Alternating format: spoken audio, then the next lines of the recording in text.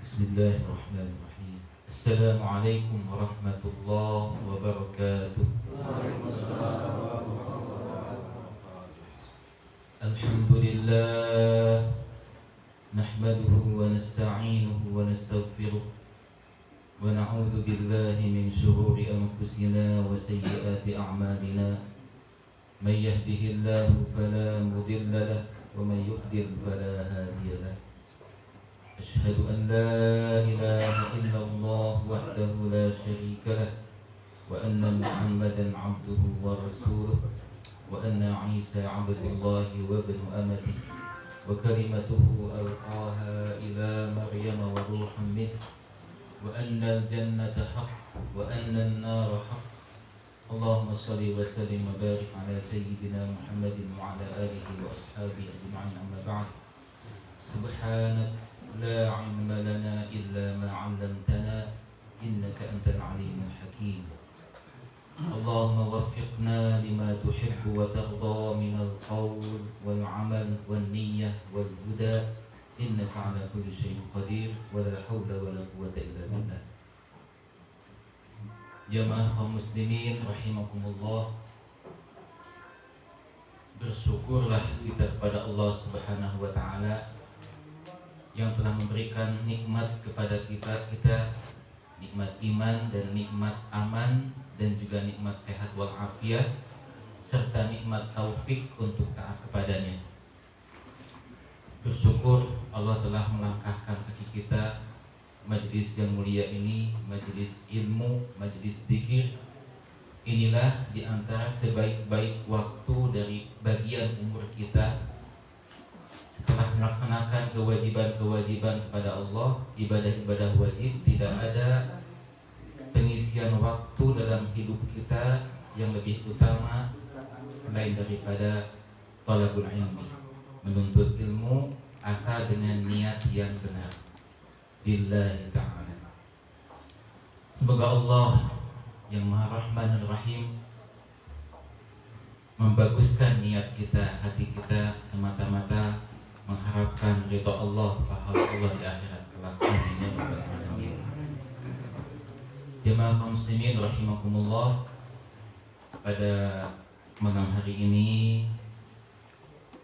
setelah terima kasih juga saya sampaikan kepada tuan rumah Pak Boy, Tuan Tika bersama keluarga dan juga kepada para jamaah semuanya, maka malam hari ini insyaallah saya akan membawakan sebuah tema, ya, 2 resep agar hidup kita selamat di dunia dan di akhirat. Siapapun manusia yang hidup di dunia ini pasti hidupnya ingin selamat. Selamat di dunia dan selamat di akhirat.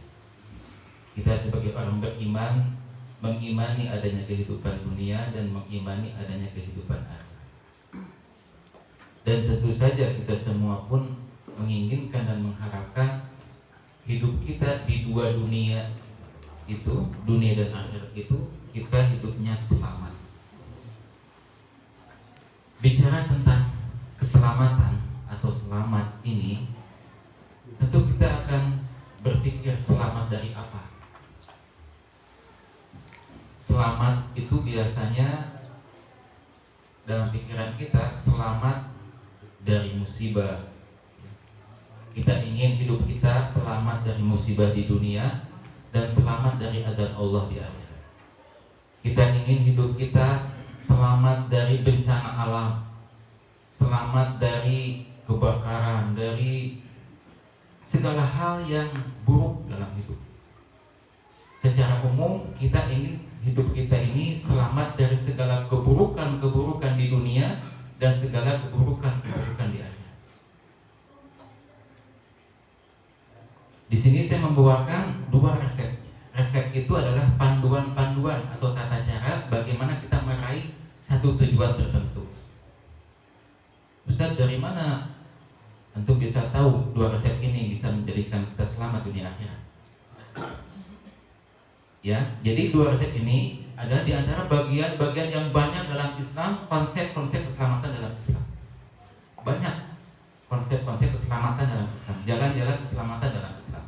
Tapi saya membawakan dua ini dari setelah istiqra'. Istiqra' itu artinya penelaahan, pembacaan, penelaahan dan penelitian saya pribadi dan yang saya dengar dari guru saya juga.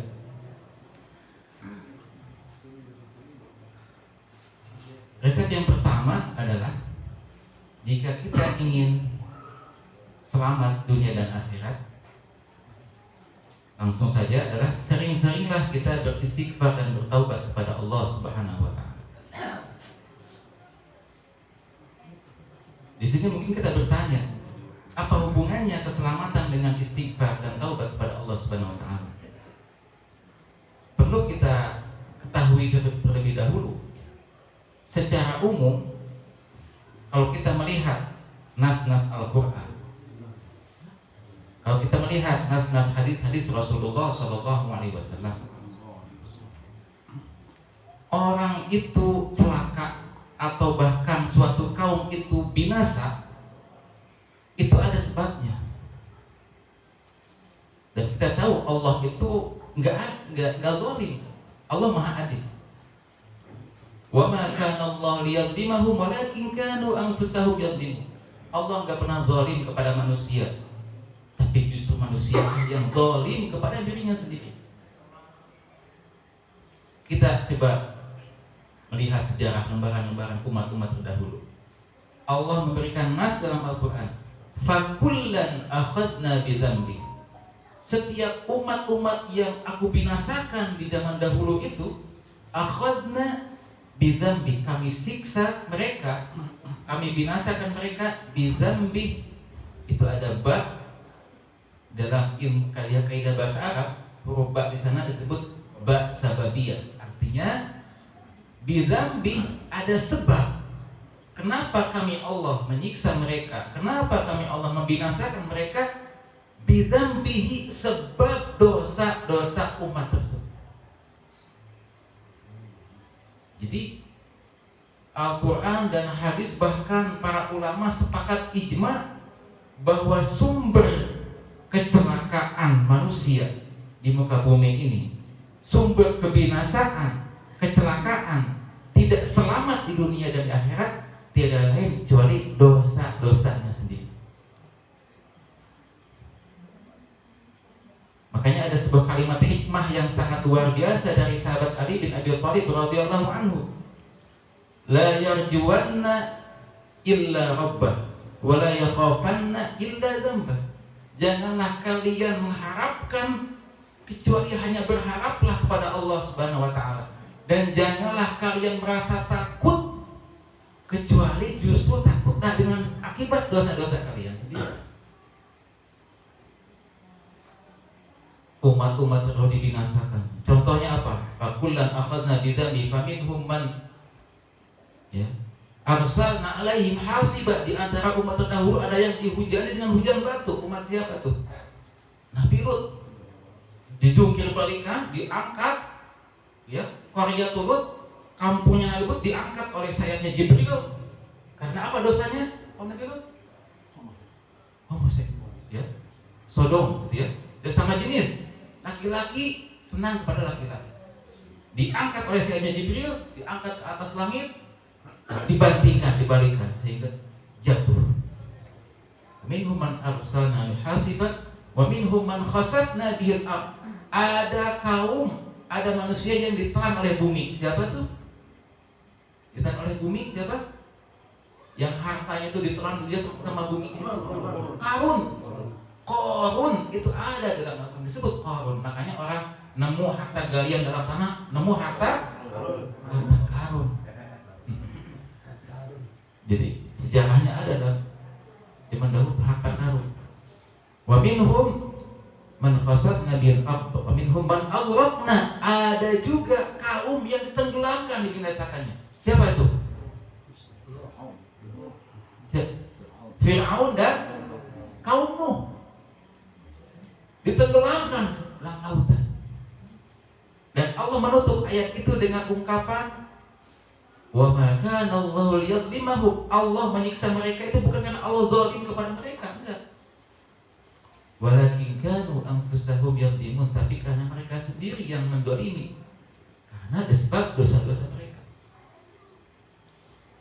Dan coba kita lihat, ya, semua keburukan, kesialan itu akibat dosa.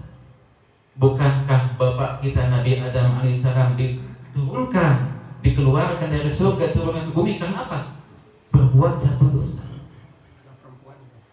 Ya, karena godaan perempuan, ya, Siti Hawa. Bukankah iblis juga diusir dan dilaknat karena dia dosa, sombong? Semua itu akibat dosa. Ya. Termasuk juga, masya Allah, jangankan bicara tentang umat-umat terdahulu. Kita sekarang aja nih, ya, dalam ayat yang lain Allah berfirman, wa ma asabakum min musibatin fabima kasabat aydikum. Dan tidaklah menimpa pada kalian satu musibah. Musibah apa saja yang menimpa kita, fabima kasabat aydikum, itu terjadi karena akibat dosa-dosa kalian sendiri. Dosa-dosa kita. Musibah itu apa sih artinya? Musibah itu kullu ma yasu'uka atau kullu ma yasu'ul mu'min fa huwa musibah. Setiap yang nyusahin orang mukmin itu musibah. Gak usah jauh-jauh, sendal copot atau sendal patah ataupun apa, terluka, tertusuk, ya, bahkan sakit, bahkan terjadi kecelakaan dan sebagainya, itu, ya, ada sebabnya akibat dosa-dosa kita. Jadi kalau ingin selamat bagaimana? Jauhi dosa-dosa. Ustaz, kita kan manusia banyak dosa nih, maka dengan taubat. Tapi bagaimana itu para nabi, bukankah mereka maksum dijaga dari dosa-dosa? Tapi kenapa mereka juga kadang-kadang mendapatkan musibah? Bukankah Nabi Ayub sakitnya sangat berat? Itu kan musibah juga. Bukankah Nabi Yakub kehilangan putra kinasihnya Yusuf alaihissalam sehingga menangis, ya, nangis dan tangis terus sampai matanya buta. Nasallallahu alaihi, ya, itu pun musibah juga. Bukankah itu menyedihkan juga? Banyak contoh-contoh yang lain, para wali, para ulama, orang soleh, kadang-kadang mereka kena musibah juga. Apakah itu karena dosa-dosa mereka? Nah, kalau para nabi, orang yang maksum dijaga dari dosa, musibah-musibah yang menimpa mereka itu bukan karena dosa-dosa mereka, tetapi itu tujuannya adalah untuk meningkatkan derajat mereka. Jadi gini Bapak-Bapak sekalian, jadi ketika musibah itu datang kepada manusia, kepada kita, ya, pada mukmin, kepada kita, itu kita akan tahu, karena musibah itu akan mengakibatkan 3 akibat. Pertama, ada kalanya akibat dari musibah itu akan ditinggikan derajat. Yang kedua, ada kalanya dengan musibah itu, ya, dihapuskan dosa-dosa, jadi kafaratul dzunub. Ada kalanya musibah yang menimpa dia itu sebagai iqab, sebagai siksaan atau hukuman. Lalu bagaimana cara membedakan 3 hal ini? Apakah musibah yang kena pada saya untuk meningkatkan derajat saya, ataukah menghapuskan dosa-dosa, sebagian dosa-dosa saya, atau jadi hukuman bagi saya? Perhatikan sikap kita ketika menerima musibah tersebut. Kalau kita lihat orang kena musibah, kemudian kita lihat orang itu menerima dengan marah, dengan tidak ridho, dengan aral, ya, apa itu? Ya. Perasaan tidak senang, marah kepada Allah. Wah, kenapa saya kena musibah? Engkau enggak adil, ya Tuhan, gitu kan? Marah dia. Nah, berarti musibah yang menimpa dia adalah iqab, hukuman atas dosa-dosanya. Tapi ketika ditimpa musibah kemudian bisa bersabar, Ustaz, sabar itu kayak gimana gambarannya? Sabar itu habsun nafs an-syakwa, menahan diri. Sabar itu menahan diri dari mengadu, berkeluh kesah, tidak mengucapkan kata-kata yang tidak diridhoi oleh Allah, tidak merobek-robek baju, ngusut-ngusutin rambut, ya, jedor-jedor kepala ke tembok, ya. Kan kasihan temboknya, ya. nggak sampai robek-robekin apa baju gitu kan. Menahan diri dari semua itu, tapi hati ada perasaan sedih, ya, ada perasaan sedih gitu, manusiawi. Tapi dia misalnya menahan diri, hanya mengucapkan inna lillahi wa inna ilaihi raji'un, Allahumma ajurni fi musibati wa akhli khairum minha kafaratu dzunub. Maka itu akan jadi insya Allah penghapus dosa-dosa kita. Tapi ada juga orang ketika mendapatkan musibah, dia dihadapi dengan ridho. Dengan ridho. Apa itu ridho? Di atas levelnya sabar. Menerima dengan lapang dada.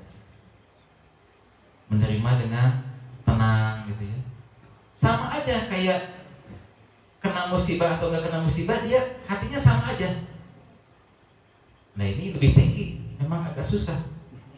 Maka yang wajib ya bagi kita adalah paling tidak wajib harus sabar.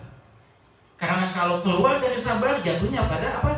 Marah-marah, tidak ridho, itu haram. Jadi iqab, jadi hukuman. Maka yang wajib, kata ulama mengatakan bahwa sabar hukumnya wajib, tapi ridho hukumnya sunnah. Ridho atas takdir Allah yang pahit itu hukumnya sunnah, nggak wajib. Karena yang wajib itu adalah level sabar. Kenapa? Kalau jatuh keluar dari sabar, jatuhnya dosa, nggak ridho dengan takdir Allah. Tapi kalau levelnya di atas sabar, ridho, oh itu sunnah. Apakah ada lagi level di atas ridho? Ternyata ada. Bersyukur. Waduh, kena musibah malah bersyukur. Alhamdulillah. Ustaz, gimana nih cara menjiwainya? Kok orang bisa kena musibah dia bisa bersyukur? Ini level paling tinggi ya. Makanya orang yang bersyukur tingkat ini sangat jarang sekali. Maka cara agar kita bisa bersyukur dengan musibah itu diantaranya adalah dengan melihat pahala di balik musibah ini. Bahwa ini bisa menjadi simpanan amal saya nanti di akhirat. Banyak kalau kita lihat kisah salaf ulama salafus shalihin, misalkan ketika Rabi'ah al-Adawiyah tersayat gitunya tangannya dengan pisau, dia malah tertawa. Kenapa Anda tertawa katanya? Karena saya melihat pahala yang Allah siapkan atas musibah saya ini. Jadi di antara untuk meringankan beban musibah agar kita bisa sabar, bahkan ridho, bahkan bersyukur adalah melihat pahala yang Allah siapkan dengan musibah itu. Contoh misalkan gini, ketika ada orang kehilangan yang dicintainya, contoh apa? Anak kesayangannya misalkan.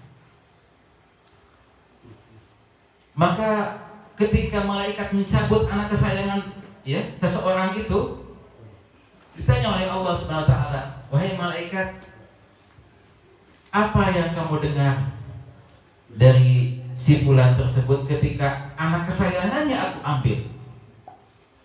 Maka kata malaikat, "Ya Allah, Engkau Maha tahu, hamba-Mu ini ketika aku cabut ya nyawa anak kesayangannya itu, dia melakukan dua hal. Hamidaka wastarja." Masya Allah. Ketika dia mendapatkan musibah yang besar, kehilangan, bukan kehilangan barang biasa, benda biasa, bukan kehilangan orang yang biasa, tapi orang yang spesial bagi dia. Misalkan anak kesayangannya, di antara 5 anak kesayangannya, dia nih anak kesayangannya itu, anak bungsunya nih paling disayang, diambil sama Allah. Ternyata si fulan ini melakukan dua hal. Yang pertama dia lakukan adalah apa? Hamidaka, kata malaikat, dia justru memujimu ya Allah. Wastarja'a, baru dia beristirja, mengucapkan apa? Inna lillahi wa inna ilaihi raji'un. Kan pada umumnya kan kita kalau kena musibah umum, ya, baru alhamdulillah kan pasti pertama ucapkan inna lillahi wa inna ilaihi raji'un. Tapi si fulan ini dalam hadis nih, dia yang pertama diucapkan adalah memuji Allah. Hamidaka, memujimu ya Allah. Wastarja'a, baru dia beristirja. Apa kata Allah? Pahalanya. Kata Allah, ubnu li abdi baitan fil jannah bangunkan untuk hambaku ini sebuah istana di dalam surga, wasammuhu baital hamdi, dan namakan rumahnya itu, istana itu di surga dengan istana pujian. Baitul hamdi, rumah atau istana pujian. Apa ini? Amin, amin, amin. Semoga Allah bangunkan buat Pak Hamdi. Baitul hamdi, amin ya rabbal alamin. Istana pujian. Masya Allah. Kebetulan tadi ketemu dengan Pak Hamdi ngobrol di masjid sebelumnya. Ini tanda-tanda nih. Alhamdulillah khair insyaallah. Kebetulan pas temanya nih. Ya, Ustaz, gimana kalau misalkan kita kehilangan yang lain, bukan kehilangan anak saja, kehilangan yang lain? Boleh kita praktekkan ini, ya. Kalau biasanya kita kena musibah itu innalillahi dulu, kita dahulukan dulu alhamdulillah. Kok bisa Ustaz? Ya, apakah ada sunnahnya dari Nabi? Ada. Rasulullah Shallallahu Alaihi Wasallam itu kata sahabat, ya, idza ra'a ma yuhibbu, beliau kalau melihat sesuatu yang menyenangkan beliau, yang beliau sukai, beliau memuji Allah dengan ucapan alhamdulillahilladzi bi ni'matihi tatimmus shalihat, segala puji milik Allah yang dengan nikmatnya sempurnalah segala kebaikan. Nih Pak, Bapak kalau lihat yang Bapak nyenangin hati Bapak, ya, melihat apapun yang nyenengin hati Bapak, yang membuat Bapak bersyukur, nih bagus, bacanya kayak gini. Saya nggak hafal itu banyak. Boleh yang mana aja, boleh alhamdulillahirabbil alamin, boleh alhamdulillah, ya. Tapi boleh kita ketahui juga nih tahmid yang seperti ini. Bunyinya alhamdulillahilladzi bi ni'matihi tatimmus shalihat. Alangkah baiknya kita ikutin ya, saya dulu ya, untuk tabarukan, untuk ngalam barokah dari hadis Nabi ini. Mungkin ada yang sudah hafal, mungkin ada yang belum. Kita mengamalkan sebagian dari pujian-pujian Nabi sallallahu alaihi wasallam kepada Allah. Alhamdulillah, alhamdulillah, alladzi bi ni'matihi tatimmus shalihat. Segala puji milik Allah yang dengan nikmatnya sempurnalah segala kebaikan. Maka kata ulama akan ditambah tuh, ya, kenikmatannya Bapak. Lihat anak Bapak yang lucu, alhamdulillah kita dinikmati kita dimusoleh. Ditambah nanti anaknya. Lihat istri Bapak soleh cantik, alhamdulillah jadi. Kenapa ini? Ditambah istrinya kan Pak? Ya. Amin. Ya. La in syakartum la azidannakum. Ini rumus. Bak ini rumus umum dalam segala hal. Bahkan Imam Abu Hanifah ketika ditanya oleh muridnya, wahai Imam, dengan apa engkau mendapatkan ilmu fikih yang luar biasa banyak ini? Melaut dengan apa? Apa kata beliau? Setiap kali aku paham ilmu, setiap kali aku memecahkan satu masalah fikih, aku memuji Allah. Alhamdulillah, fasdada ilmi. Lalu Allah tambah ilmu. Ini sesuai dengan janji Allah. InsyaAllah ma'azidannakum. Tidak hanya dalam bentuk ilmu, dalam nikmat apapun, tinggal praktikkan. Oh, Ustaz, saya belum berhasil juga ya. Berhasil apanya Pak? Ya itu. Berarti masih kurang suka kita kepada Allah ya. Nah, jadi gitu. Lalu, Ustaz, gimana kalau misalkan melihat sesuatu yang tidak kita sukai, kayak tadi kena musibah, nanti meninggal dunia atau kecelakaan atau musibah apapun, sebelum kita beristirja mengucapkan innalillahi, kita baca Nabi itu kalau melihat sesuatu yang enggak disukai, ya, yang menyedihkan hati beliau tetap memuji Allah, tapi dengan redaksi lafaz yang lain. Beliau mengucapkan alhamdulillah ala kulli hal. Segala puji milik Allah atas segala keadaan kondisi apapun. Tidak ada satu hal yang dalam keadaan buruk pun, padahal itu keadaan buruk itu hakikatnya datang dari Allah, tapi kita dianjurkan memuji yang ngasih ujian itu kecuali hanya Allah. Ucapkan ucapkan alhamdulillah ala kulli hal. Ucapkan segala puji milik Allah atas segala keadaan. Nah, baru kemudian habis itu mengucapkan inna lillahi wa inna ilaihi raji'un. Mudah-mudahan dengan itu meskipun kehilangan hal yang sepele, Allah bagikan juga nanti di rumah surga Baitul Hamdi, istana pujian. Ya. Tidak mesti harus kehilangan yang besar-besar. Karena apa? Allah itu yang pernah saya sampaikan di pertemuan yang pertama, sifat dan nama Allah itu apa? Asy-Syakur. Asy-Syakur kata ulama maknanya adalah yusibul qalil bil jazil. Ya. Allah akan membalas amal sekecil apapun dari hambanya dengan balasan yang luar biasa. Meskipun kehilangan yang sederhana, amalkan tadi. Muji Allah dulu baru beristirja. Kenapa? Karena begini rumus itu, rumus amal itu begini. Kam min amalin saghirin tu'azzimuhun niyah. Betapa banyak amal yang bentuknya sepele, kecil tapi menjadi besar dalam pandangan Allah. Kenapa? Bihusnin niyah, bagusnya niat. Bukan kita pernah mendengar tuh kisahnya seorang pelacur lihat anjing kehausan, dikasih minum, masuk surga. Apakah semua orang misalkan ingin ngikutin dia akan sama pahalanya? Belum tentu. Belum tentu. Lalu apa yang menyebabkan pelacur itu mendapatkan hadiah yang luar biasa? Bisa jadi dalam hatinya ini luar biasa, kita nggak tahu. Ya, niatnya, ketulusannya, keikhlasannya, kasih sayangnya, kan bisa dibayangkan tuh ya. Dalam kisah Asbabul Wurudnya hadis itu, dalam keadaan kondisi yang terik panas matahari di tengah padang pasir, si pelacur kehausan, ya, dia turun ke sumur, turun dulu, bukan nemu air di botol kayak gini di tengah padang pasir, enggak. Ada sumur, turun dulu dia ke bawah, perjuangan dulu, habis minum, segar, haus, kenyang, naik ke atas, ada anjing lagi ngeleng-ngeleng itu lidahnya, haus. Kalau orang nggak ada sifat rahmat, nggak ada sayang, cuekin aja ngeloyor pergi, udah kenyang kok, biarin aja dia mah juga anjing, najis mughalladhah gitu kan. Tapi dia enggak, dia turun lagi. Oh berarti itu ada pengorbanannya. Sebelum dia turun lagi kan pasti hatinya di sini, kita di hati pelacur itu kita nggak tahu, hanya Allah yang maha tahu betapa Allah memandang hati pelacur itu kasih sayangnya sehingga dia mau turun lagi ya.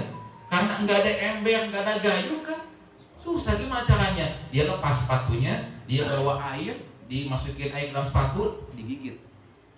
Sumur kan gitu kan, naik ke atas lagi, digigit, kasih ke anjing. Habis itu segar anjingnya pakai sepatunya.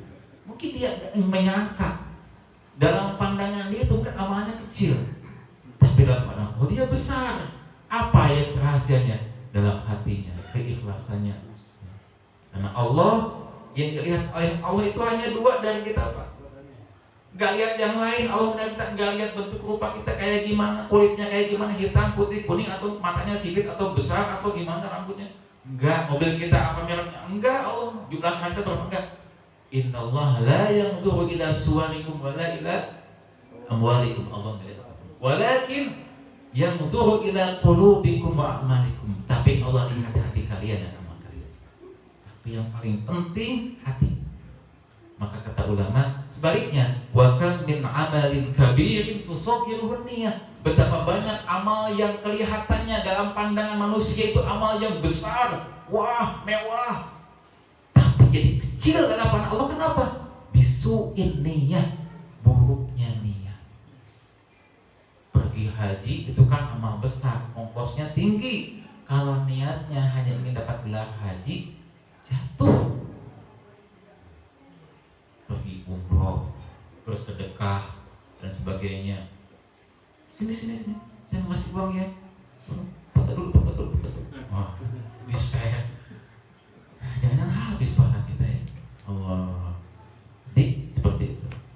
Nah, jadi yang pertama adalah jangan kita ingin selamat ya, maka kita harus tahu dulu ya Ini rumus umumnya nih, rumus umum. Musibah turun itu hakikatnya diundang oleh dosa-dosa kita. Maka kalau kita tidak ingin kena musibah, maka jauhi dosa. Kalau kita merasa diri kita banyak dosa, ya ini nih. Kalau kita merasa diri kita banyak dosa, termasuk kita semua nih banyak dosa. Oh, berarti peluang musibah yang menyerang kita banyak. Betul nggak? Dilihat dari rumus tadi. Musibah itu turun diundang oleh dosa-dosa kita. Sedangkan kita dosa-dosa banyak, berarti peluang musibah yang menyerang kita ini banyak. Lalu bagaimana cara agar musibah itu tidak turun? Ya sebab-sebabnya dihilangin dong. Apa sebab-sebabnya? Dosa. Dengan apa menghilangkan dosa? Dengan istighfar dan taubat. Ya, tapi bukan istighfar yang hanya di lisan saja. Yang akan menjadi penghalang dari musibah, bahkan menghindarkan dari musibah, itu adalah istighfar yang disertai dengan taubat. Tapi udah mau baca astagfirullah pun sudah bagus. Kata Imam Al-Ghazali rahimahullah dalam kitab Ihya Ulumuddin, dia mengatakan, mana yang lebih utama, apakah diam aja tanpa tafakur, diam bengong dari, atau zikir tapi hati lalai. Kayak gini. Ada si A, dia diam aja. Bukan tafakur diamnya, entah mungkin mikirin apa gitu, tentang tim sayangan bolanya kalah atau apa gitu ya, misalkan. Tapi yang satu lagi dia zikir tapi hatinya enggak ingat sama Allah. Misalkan astagfirullah, astagfirullah, astagfirullah sambil pegang HP gitu kan. Astagfirullah, astagfirullah, astagfirullah, astagfirullah. Apa berdebat apa gitu misalkan. Itu kata Imam Ghazali lebih baik zikir tanpa ingat Allah daripada diam bengong. Karena apa? Sudah menggunakan salah satu nikmat Allah untuk beribadah. Tetap dapat pahala. Tapi yang lebih utama adalah istighfar yang sampai tembus ke hati. Karena itu yang akan menolak bala. Kata Imam Ali, kata sahabat Ali bin Abi Thalib, "Ma nazala bala'un illa bi dzambin wa la rufi'a illa bi taubah." Tidaklah turun bala musibah kecuali diundang oleh dosa. Nih. Kan ada artinya Imam Ali radhiyallahu anhu. Wa la rufi'a, dan tidak akan diangkat, ditolak kecuali dengan taubat. Dulu kaum Nabi Yunus itu udah dijanjikan ya akan turun siksa. Satu-satunya kaum Nabi umat-umat terdahulu yang udah dijanjikan oleh Nabi Yunus, tunggu 3 hari lagi akan turun siksa Allah. Nabi Yunus kabur. Itu bukan cerita yang itu lagi. Saya bukan ceritakan yang Nabi Yunusnya, tapi ada cerita kaumnya. Kaumnya kemudian sadar, dikasih taufik taubat kepada Allah. Itu kelihatan langit udah menghitam, udah tinggal ceret turun adab. Tapi kemudian semuanya dikasih kesadaran taubat, berkumpul di lapangan, semuanya nangis. Anak kecil nangis, binatang-binatang, domba mengembik, semuanya bertobat kepada Allah. Ya, akhirnya nggak jadi itu. Padahal adab sudah kelihatan, sudah muayyanah. Wajah oleh mata tapi diangkat oleh Allah. Wala rufi'a illa bidzan, dan tidak akan diangkat adab dan musibah kecuali dengan taubat. Nah, ini istighfar yang akan menghasilkan tameng tolak bala itu dengan istighfar dan taubat. Hanya kalau kita kemana-mana ya, kalau kita ingin selamat di perjalanan, salah satu caranya banyak istighfar. Astagfirullah wa atubu ilaih, astagfirullah, seterusnya. Banyak dosa-dosa yang kita lakukan, baik dosa besar dosa kecil. Ya, yang pertama, ya taubat itu kan ada 4 syaratnya. Yang paling inti adalah menyesali dosa.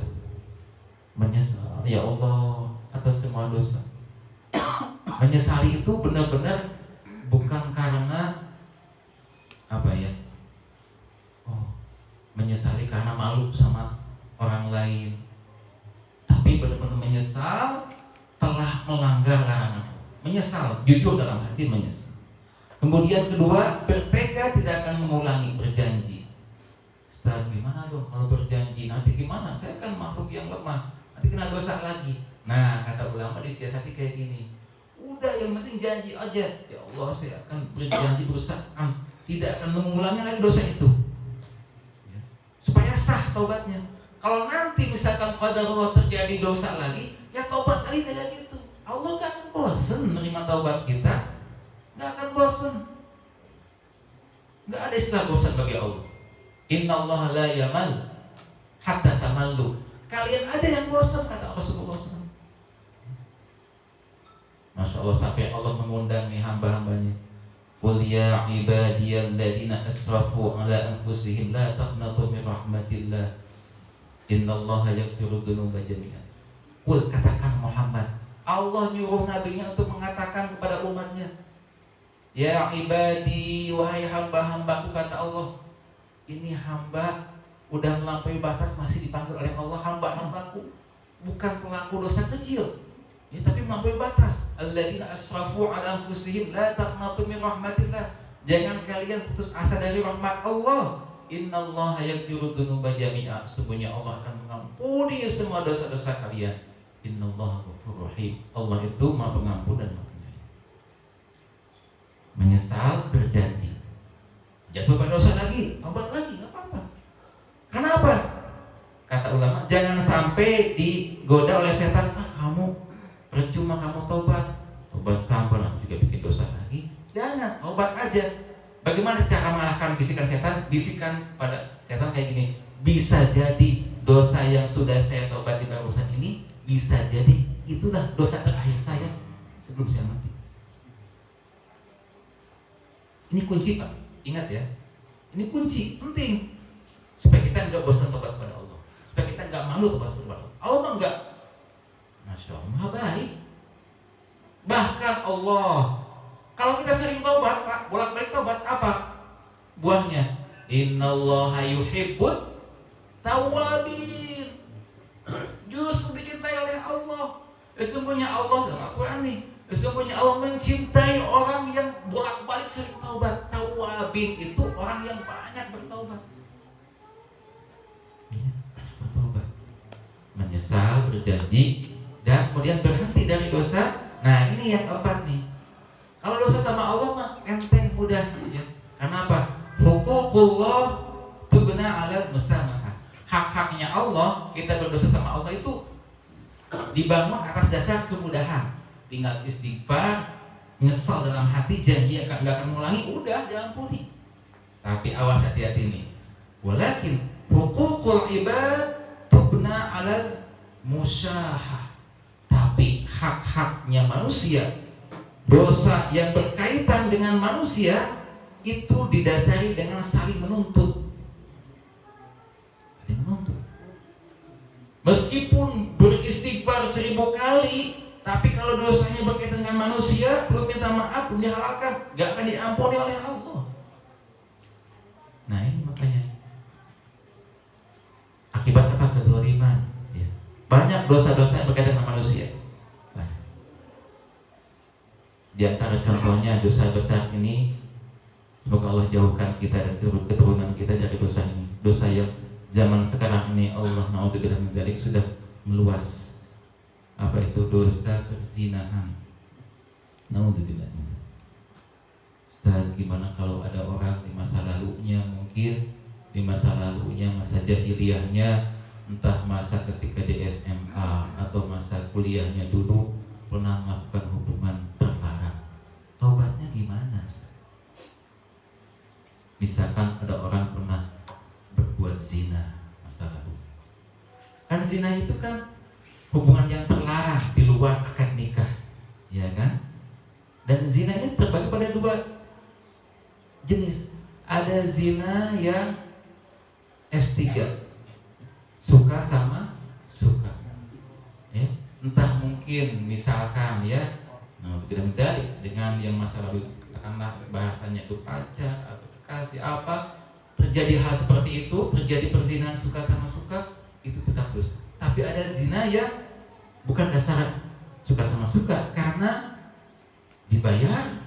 membayar pelacuran, ya, pernah zina seperti itu. Bagaimana tobatnya?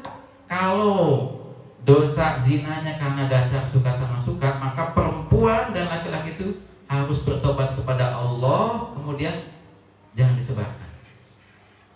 Jangan sebarkan. Udah, tutup rapat. Benar-benar tobat nasuha, tobat yang sungguh-sungguh, jangan disebarkan aib. Jangan disebarkan aib, itu aib. Allah sudah tutup rapat. Karena ada sebagian umat ya, Rasul mengatakan kullu ummati mu'afa, setiap umatku mu'afa, akan diampuni oleh Allah, illal mujahirin, kecuali orang yang mujahirin. Apa itu? Orang yang justru pamer dengan dosa. Allah sudah tutupi aibnya, malah dia pamer dosa-dosa. Allah zaman sekarang ini dosa itu malah dipamerin. Semoga jauhkan kita dan turun kita kasih. Ada juga bagaimana misalkan nih seseorang berbuat zina dengan cara memperkosa misalkan. Bagaimana tobatnya? Beda dengan tobat yang pertama tadi. Kalau suka sama suka, cukup tobat sama Allah, tobat nasuha, udah sembunyikan. Tapi kalau zinanya itu dengan mukroh, terpaksa, dipaksa perempuannya misalkan, sehingga perempuan itu terzolimi, ya, misalkan kehilangan keperawanannya. Ini ilmu ya, ini ilmu saya sampaikan. Bagaimana taubatnya? Nah, kalau ini taubatnya agak rumit, lebih rumit dari yang tadi. Karena apa? Dia sudah merusak kehormatan. Ya, dia suka sama suka, perempuannya pun harus taubat juga ya.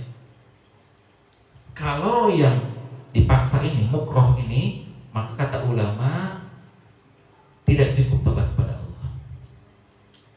Dia harus pertama, kalau seorang gadis yang kemudian hilang keperawanannya, kata ulama harus mengganti dengan mahar mitil namanya.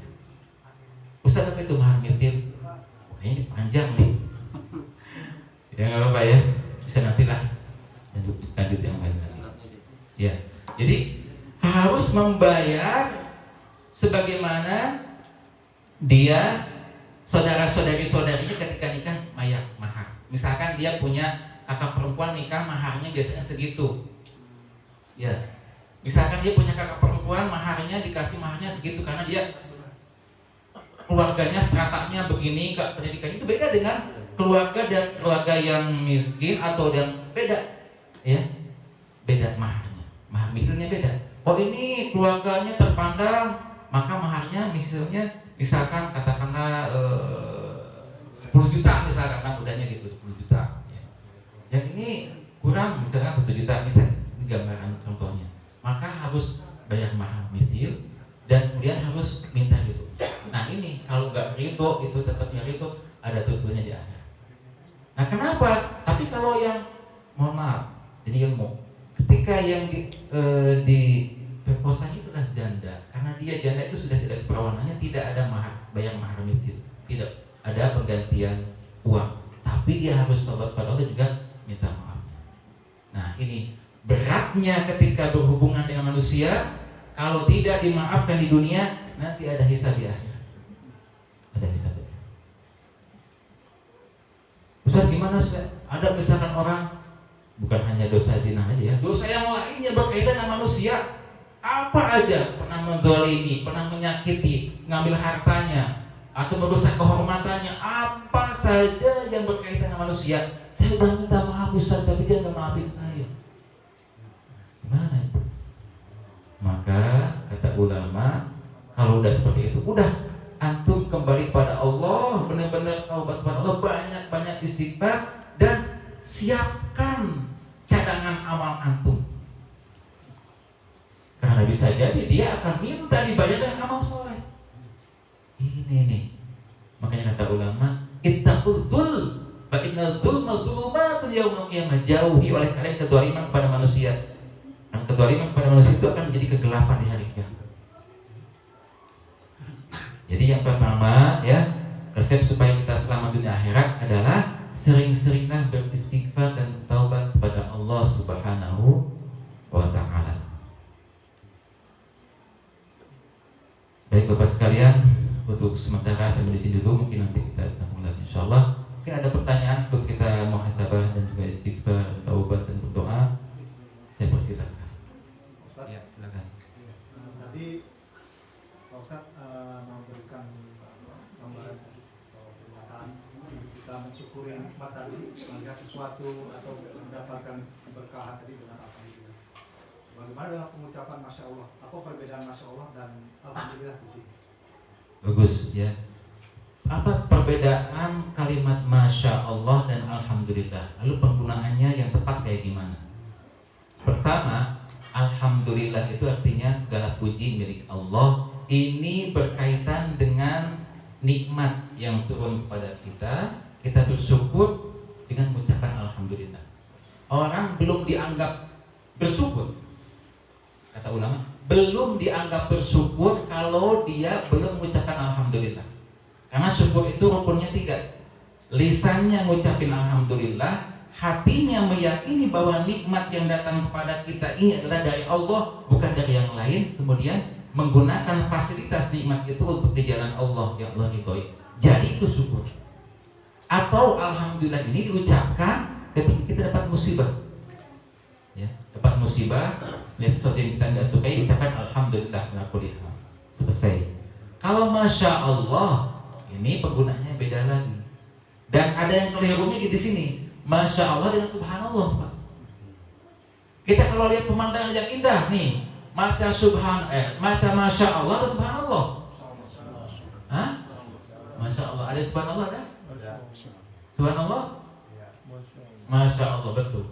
Jadi kalau kita melihat yang indah-indah, pantai, gunung, Masya Allah, bukan Subhanallah. Kenapa? Walaula idh dakhalta jannataka qulta Masya Allah la quwwata illa billah. Surat Al-Kahfi. Seandainya kamu masuk ke dalam kebun kamu, lihat kebun kamu yang indah, kamu ucapkan Masya Allah, bahwa kebun saya ini terjadi di kehendak Allah. Di kehendak Allah. Semua ciptaan ini terjadi yang indah ini di kehendak Allah. Tapi kalau Subhanallah, ini biasanya diucapkan ketika memasucikan Allah. Subhanallah kan artinya maha suci Allah. Misalkan kayak gimana? Ketika ada orang ngomong Allah itu zalim, Subhanallah, Allah nggak zalim, itu cara balasnya. Jadi mensucikan Allah dari tuduhan-tuduhan yang buruk. Allah kok kayak gitu ya, Subhanallah. Kamu jangan bilang kayak gitu tuh. Allah itu maha baik. Jadi sebelum mengucapkan apa-apa, kita bantah dulu, kita tolak dulu, kita nafikan dulu, kita negasikan dulu dengan Subhanallah, mensucikan Allah, membela Allah. Kata orang-orang Nasrani, Yesus itu anak Allah, Isa itu anak Allah. Subhanallah. Ya, seperti itu jawabannya. Subhanallah, my friend, ya teman, itu bukan anak Allah itu kan. Atau Allah punya istri atau malaikat putri-putrinya Allah. Subhanallah, Subhanahu wa ta'ala amma yusyrikun. Bukan maha suci Allah dan maha tinggi dari apa yang mereka sekutukan, apa yang mereka tuduhkan. Jadi gitu ya Pak ya, perbedaan Alhamdulillah, Masya Allah dan Subhanallah. Moga dipahami ya. Itu Pak, kalau perkataan astagfirullah sama watubulah itu artinya sebenarnya menurut saya itu hampir sama ya. Tentang tobat ya. Astagfirullah, saya bertobat juga kan, saya minta ampun. Watubu bertobat. Minta ampun dan tobat itu apa? Bagus ya. Baik. Nah di sini ada ucapan astagfirullah wa atubu ilaih. Apa bedanya? Karena tidak semua orang yang mengucapin astagfirullah dia bertaubat. Hanya sekedar berpikir atau bahkan ngucapin aja tanpa hatinya ingat kepada Allah. Sah nggak ucapan astagfirullah? Sah. Boleh nggak? Boleh. Dapat pahala nggak? Dapat. Imam Al-Ghazali berpahala itu. Karena itu kan ada. Maka yu'minu billahi wal yawmil akhir, siapa yang beriman pada Allah hari akhir, falyaqul khairan aw liyasmut. Maka ucapkan ucapan yang baik atau diam. Manajemen lisan itu, manajemen lidah itu cuma 2, enggak ada yang ketiga pilihannya. Falyaqul khairan, bicara yang baik atau diam. Udah, ada yang lain. Apakah astagfirullah itu ucapan yang baik, itu ucapan yang baik atau ucapan yang buruk? Baik, berarti dapat pahala.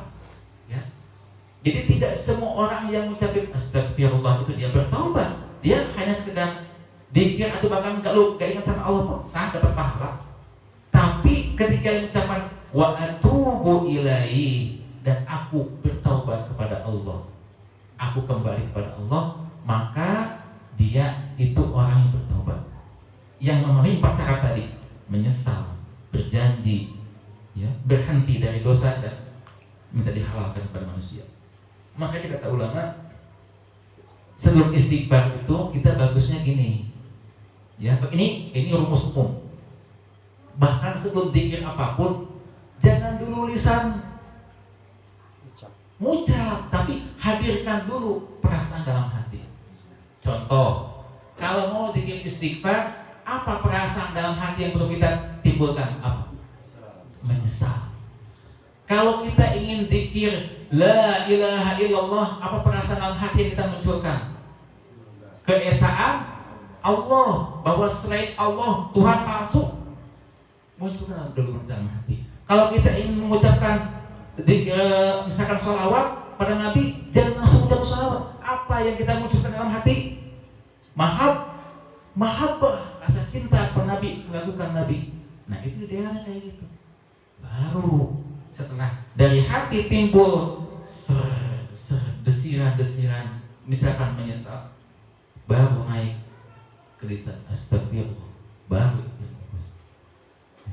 Makanya ada ulama sebagian mengatakan kurang bagus kalau orang mengucapkan astagfirullah wa atubu ilaih, yang artinya kan aku mohon ampun kepada Allah dan aku bertaubat kepadanya, tapi hatinya nggak taubat, nggak menyesal, nggak berjanji meninggalkan dosa.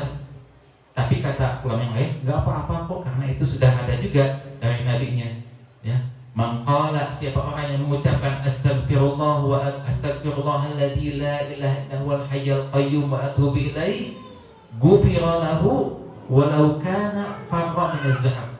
Siapa yang mengucapkan astagfirullahalladzi la ilaha illa huwal hayyul qayyum wa atubu ilaih, aku bertobat kepadanya, maka akan diampuni dosanya meskipun dia punya dosa pernah lari dari medan jihad.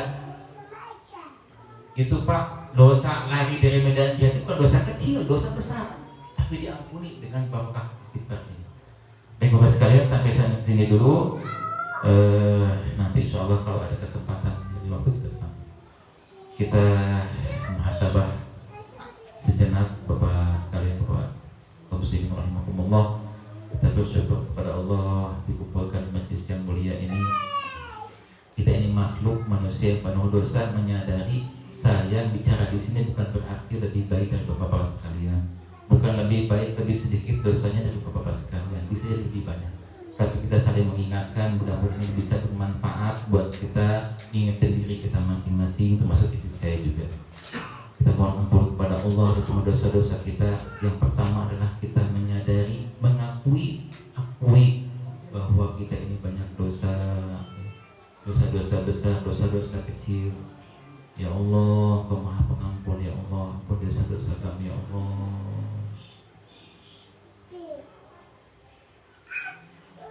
ampuni semua dosa-dosa kami. Ya Allah, dosa-dosa orang tua kami. Ya Allah, ya Allah, jadikan sisa usia kami Kau ridhoi. Ya Allah, ya Allah, Kau Maha tahu, dan kami ada selamat dunia akhirat. Ya Allah, ya Allah, Kau Maha tahu kelemahan diri kami. Ya Allah, dan adalah ibadah kepadamu. Ya Allah, dan berbekal amal soleh. Ya Allah, Kau Maha tahu ini zaman-zaman fitnah, zaman bertebaran maksiat dan dosa. Ya Allah, tolong lindungi kami. Ya Allah, lindungi keluarga kami. Ya Allah, lindungi diri kami, anggota keluarga kami, anak-anak kami, putra-putra kami, putri-putri kami, cucu-cucu kami, keluarga kami dari dosa-dosa, terutama dosa-dosa fahisyah tadi. Ya Allah, dosa-dosa perzinahan. Ya Allah, jauhkan kami. Ya Allah, na'udzubillah min dzalik. Ya Allah, kami mohon padamu. Ya Allah, ya Rahman, ya Rahim, yang Maha melihat, yang Maha menatap, yang Maha mengabulkan doa-doa, Maha mengampuni dosa-dosa. Ampun dosa-dosa kami. Ya Allah, jangan jadikan dosa-dosa masa lalu kami menghalangi dari rahmat-Mu, menghalangi dari surga-Mu. Ya Allah, Astaghfirullahalladzi la ilaha illa huwal hayyul qayyum wa atubu ilaihi. Astaghfirullahalladzi la ilaha illa huwal hayyul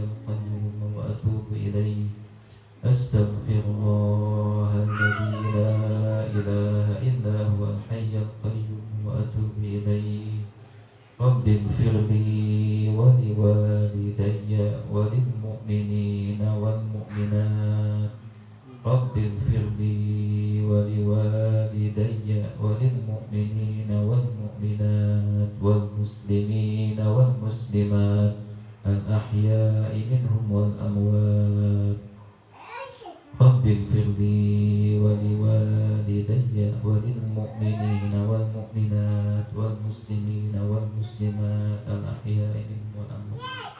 Ya Allah, ampun juga dosa-dosa kedua orang tua kami, ya Allah, dosa-dosa ibu dan bapak kami, ya Allah. Jika ibu dan bapak kami sudah tiada, sudah meninggal dunia, ya Allah, jadikan kuburan mereka sebagai taman-taman surgamu, ya Allah. Ampuni mereka, ya Allah, limpahkan, turunkan rahmat dan maghfirah-Mu, ya Allah. Lalu kuburan mereka, ya Allah, jadikan kuburan mereka raudhah min riyadhil jannah, ya Allah. Jauhkan mereka dari azab kubur, ya Allah. Jika orang tua kami, ibu bapak kami masih ada, ya Allah, ampuni juga mereka, ya Allah. Berikan mereka kesehatan, jika sedang sakit sembuhkan. Berikan mereka taufik untuk istiqamah ibadah kepadamu, ya Allah. Jadikan mereka orang tua yang soleh, ya Allah. Dan tutuplah usia mereka dengan husnul khatimah, ya Allah. Demikian juga kami, anak-anak kami, keturunan kami, ya Allah. Jadikan hamba-Mu yang soleh, ya Allah. Kami mohon kepadamu, ya Allah, dan kerendahan hati, ya Allah.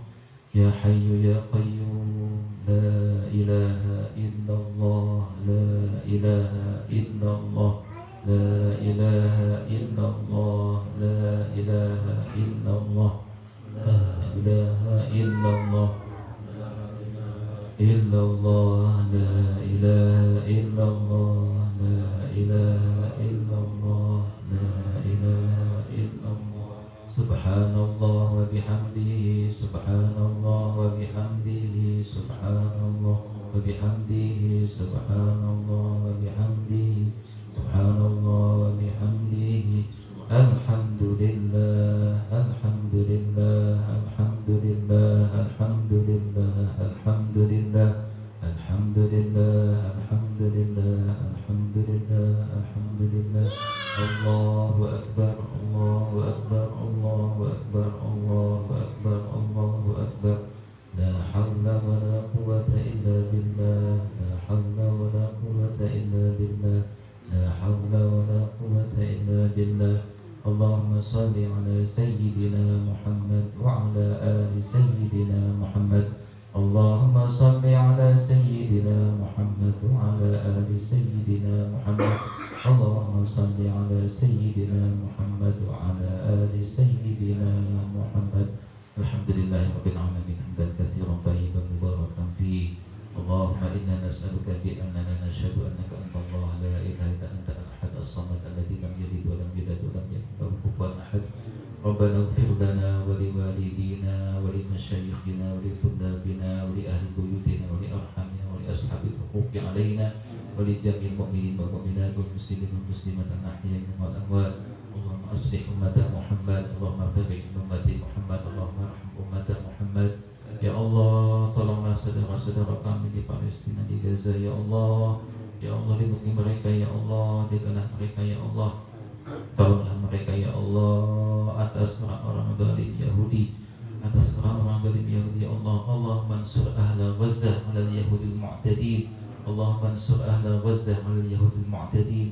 Allah mansur ikhwanana al-muslimin wal mujahidin di Gaza ala Yahudil mu'tadin. Allah mansurna ala al-qawmil kafirin. Anta maulana fansurna ala al-qawmil kafirin. Rabbana zalamna anfusana wa illam taghfir lana wa tarhamna lanakunanna minal khasirin. Rabbana ighfir lana wa li ikhwanina alladhina sabaquna bil iman wa la taj'al fi qulubina ghillan lil ladzina amanu rabbana innaka ghafurur rahim. Ya Allah, jadikan tempat istirahat kami surga, ya Allah, tanpa melewati siksa-Mu, ya Allah. Maha Kuasa, ya Allah, kami bertaubat dari semua dosa-dosa masa lalu kami, ya Allah. Kau yang Maha tahu, Kau yang Maha menghitung, ya Allah, Kau yang Maha melihat. Tapi kami yakin Kau Maha pengampun, ya Allah. Kami mengakui, kami menyesali, ya Allah, menyesali, ya Allah. Dan Tolong menjaga kami, ya Allah, di sisa umur kami ini agar di jalan takwa-Mu, ya Allah, taat kepadamu, jadi orang yang soleh, dan solehin, bertakwa dan husnul khatimah, ya Allah, ya Rabbal alamin. Allahumma inna nas'aluka minal khairi kulli ajilihi wa ajilihi ma 'alimna minhu wa ma lam na'lam. ونعوذ بك من الشر كله عاجله وآجله ما علمنا منه وما لم نعلم. اللهم إنا نسألك من خير ما سألك عبدك ونبيك ونعوذ بك من شر ما عادك عبدك ونبيك. اللهم إنا نسألك الجنة وما قرب إليها من قول أو عمل ونعوذ بك من النار وما قرب إليها من قول وعمل. ونسألك أن تجعل كل قضاء قضيته لنا خيرا. ربنا تقبل منا إنك أنت السميع العليم. Ya Allah, terimalah majlis ini ya Allah. Ya Allah, terimalah majlis ilmu ini ya Allah. Terimalah majlis zikir ini ya Allah. Terimalah majlis doa ini ya Allah. Terima doa ini ya Allah. Ampuni segala kekurangan kami di majlis ini ya Allah. Ampuni segala niat-niat yang kurang baik, yang kurang lurus, kurang ikhlas. Sempurnakan ya Allah kekurangan kami ya Allah. Rabbana taqabbal minna innaka antas samiul alim. Rabbana wa taqabbal du'a. Masya Allah, la quwwata illa billah. Allahumma salli wa sallim wa barik ala sayyidina Muhammadin wa ala alihi wa sahbihi ajma'in. Subhana rabbika rabbil izzati amma yasifun wa salamun alal mursalin walhamdulillahi rabbil alamin. Amin. Aqulu qawli hadza wa astaghfirullah li wa lakum. Assalamu alaikum warahmatullahi wabarakatuh.